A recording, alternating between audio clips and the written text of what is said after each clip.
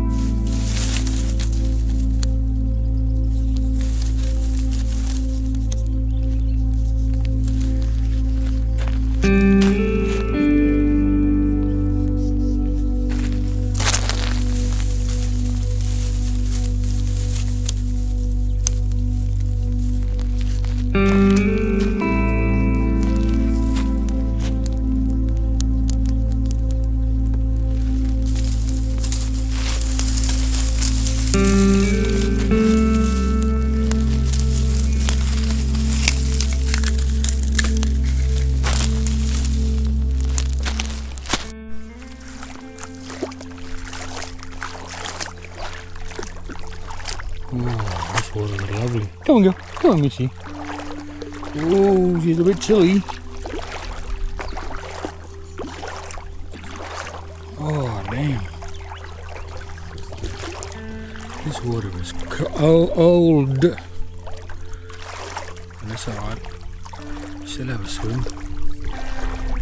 Come on, Mitchie. Come on, Mitchie dog.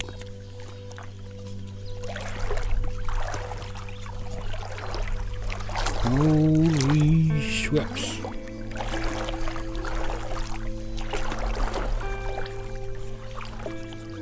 Come on, girl. Come on, Mitchie. It's alright, Mitchie. Come on, girl. Come on, girl. She's getting a bit frayed.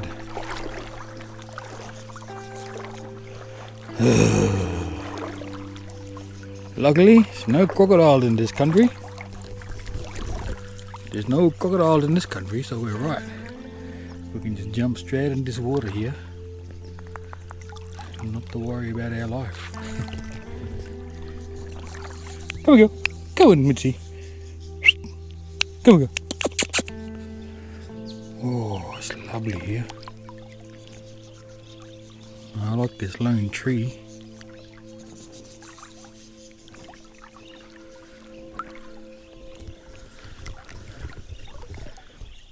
A bit further that way might be a K or two. No more than 2-3 Ks. When we was teenagers or when we was very young, we came up there with the youth centre gang.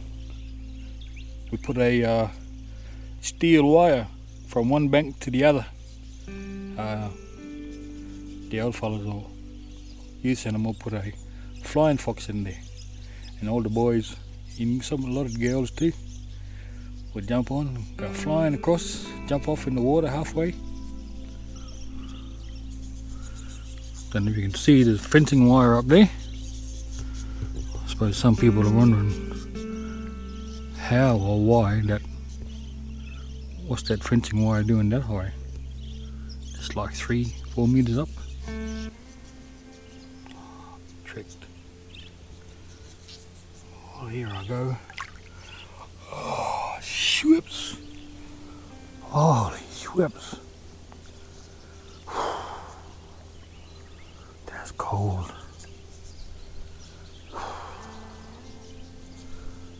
Oh, shit. Yeah, Millen just biting my foot, the little rascals.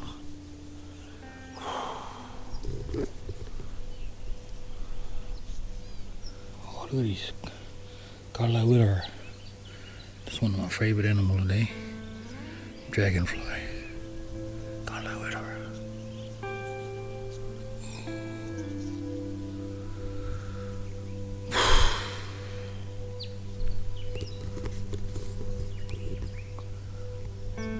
Here we come just up the stream there on a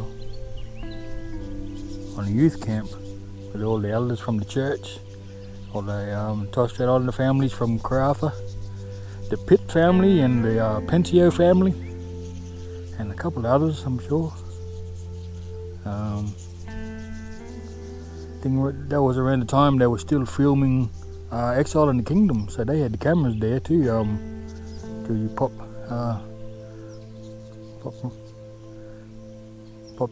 Dugari Solomon, the narrator of Exile. I remember him being there with the big camera. Must have been Frank Ridgevec there too with the camera. He was showing us this big camera, and I would have been like 12 or 13 way back then. But I remember that time, so hopefully there might be some raw footage of us when we was that age that they didn't use in film. I'd like to see that one day, maybe. Yeah. I remember we camped up this way on this side bank. We had the old church truck from Robin. This is Doreen Pensio's mum, her old mum, Mrs. Pensio. Remember her cooking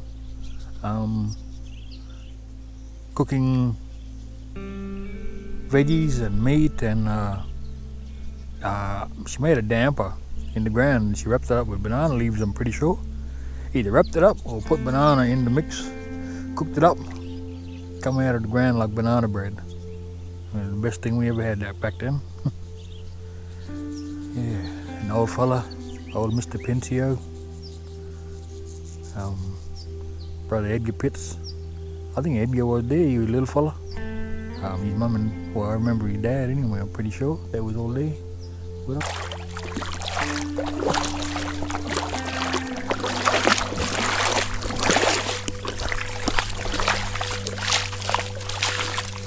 It's you.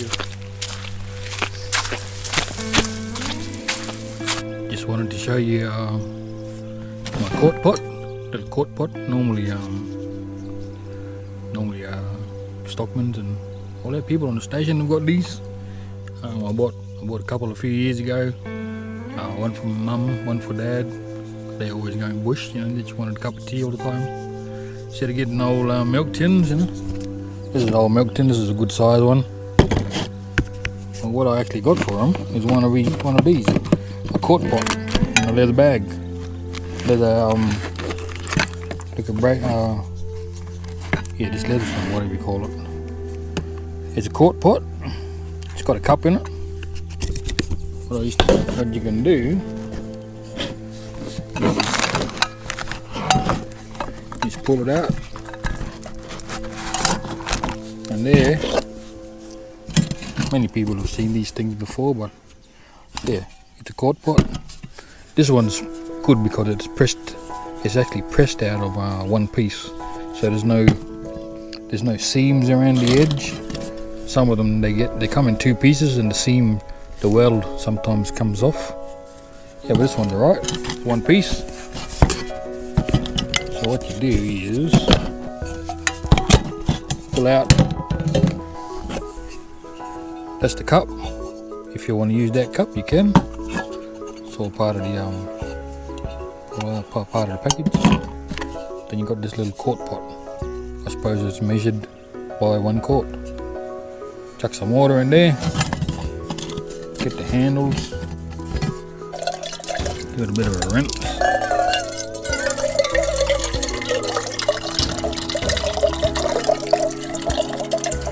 Fill it up there enough for one man cup of tea.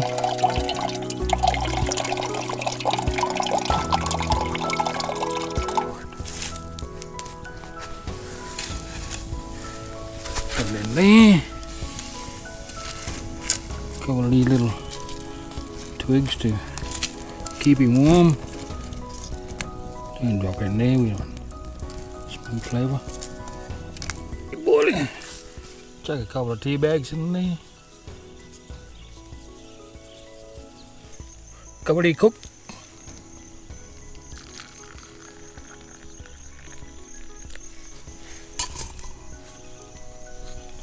So yeah, gonna drink this tea on Ngarluma country in a cup from northern Sweden, from the Sami people, indigenous people from up the top there.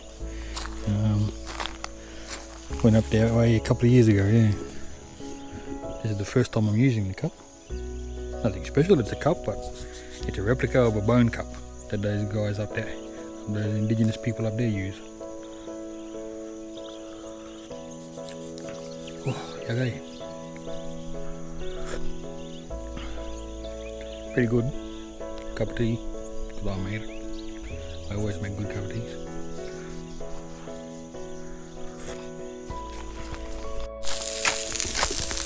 So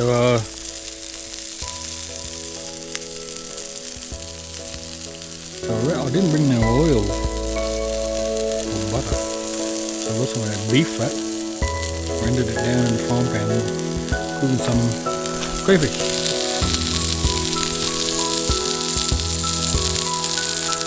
Don't know how it's going to turn out, but give it a go.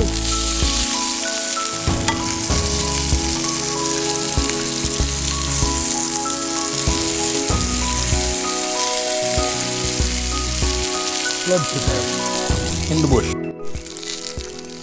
You reckon that looks cooked? I think that's pretty close to cooked. This little frying pan. My grandmother gave me this one.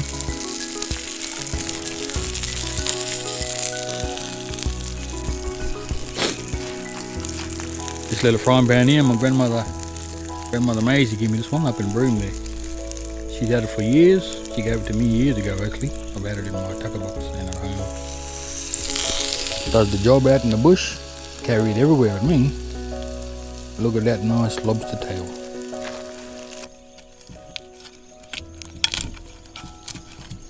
Yucky! Think I'm not this bothered.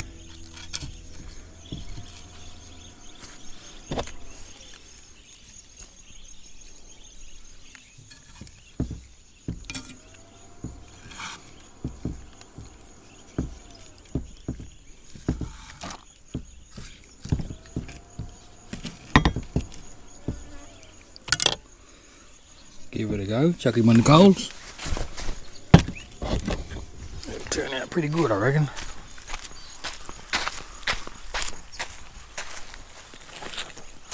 Cook him this side now. Cook him there for a little while. See how he goes. Check out all this crayfish. All this lobster tail. Tuck the lobster tail in the wrap. I'm gonna have a little taste.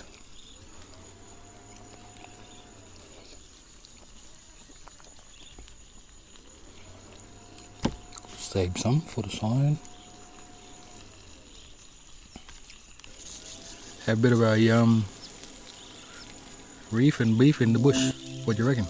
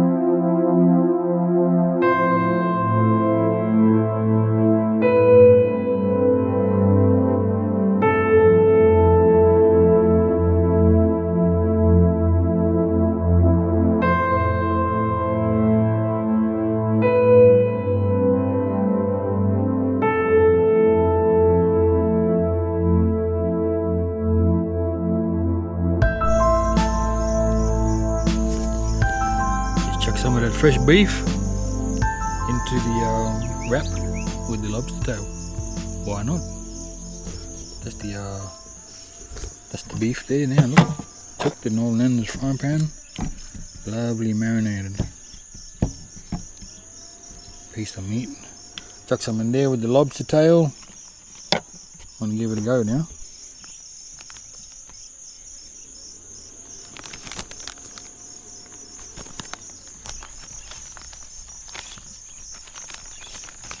Lobster tail, fresh beef wrap.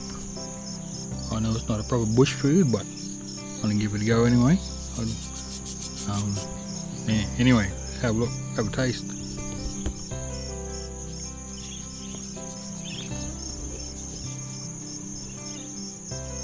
It's alright so far.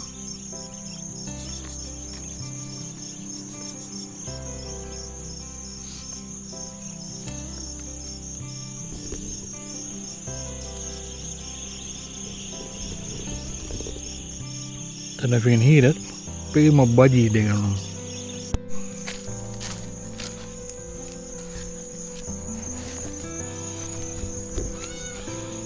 Can you see Mitzi over there on the edge of the water? She can hear something. She's barking. She walked over there growling. Chuck a rock in the water. See if I can scare her.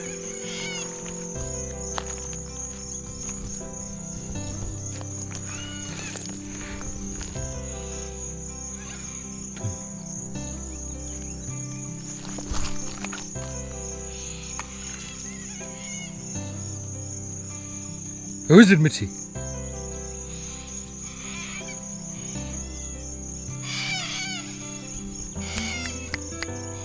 What is it? Hey, who's over there? Hey, who's that? Who's that? Who's it? Who's it? Who is it? Have a look.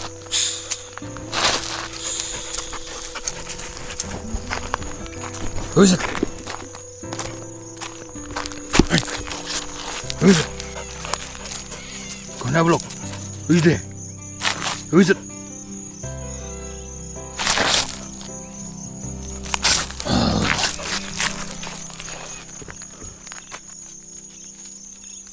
She reckons something over there. She's been good all day. Now she decided to get up. She's looking across over there. Must be a kangaroo or go in and walking in the grass, I reckon. There's a huge snake on the road. I don't know if it's a poison one or a python. Maybe have a little bit of a look. Don't want to get too close.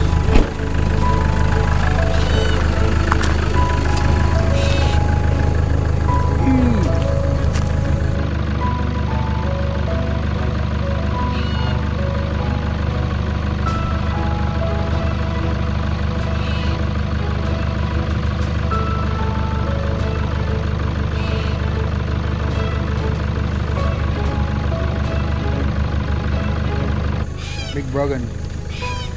It's a big Burgundy, big olive python. Huge.